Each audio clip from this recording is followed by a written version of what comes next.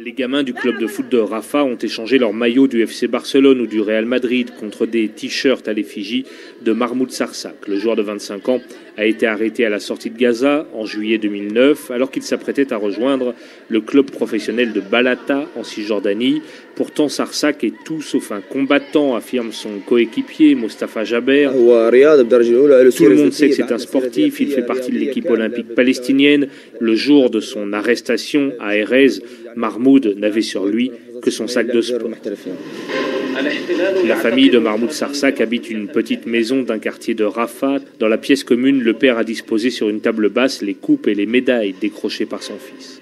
Mahmoud, c'est que l'école, le club, la maison. Parfois, il vient m'aider dans le marché. Mais à part ça, il n'est pas dans les magouilles, tout ce qu'on appelle magouilles. C'est quelqu'un de sérieux. L'arrestation de Mahmoud, c'est parce que les Israéliens ils veulent détruire le sport palestinien. Cela fait maintenant plus de 90 jours que Mahmoud Sarsak refuse de s'alimenter. Il est dans un état très critique, dit son frère Akram. Il perd conscience parfois, sa vue se détériore, il a des problèmes cardiaques et ne peut plus se déplacer que dans une chaise roulante. On a vraiment peur pour lui.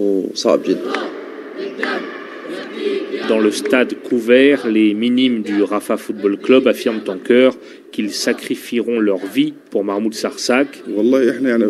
Il faut en tout cas que la FIFA continue à faire pression sur les Israéliens, estime l'entraîneur du club, le capitaine Jamal Harb, qui demande aux joueurs du monde entier de manifester avant chaque rencontre pour obtenir la libération de Sarsak.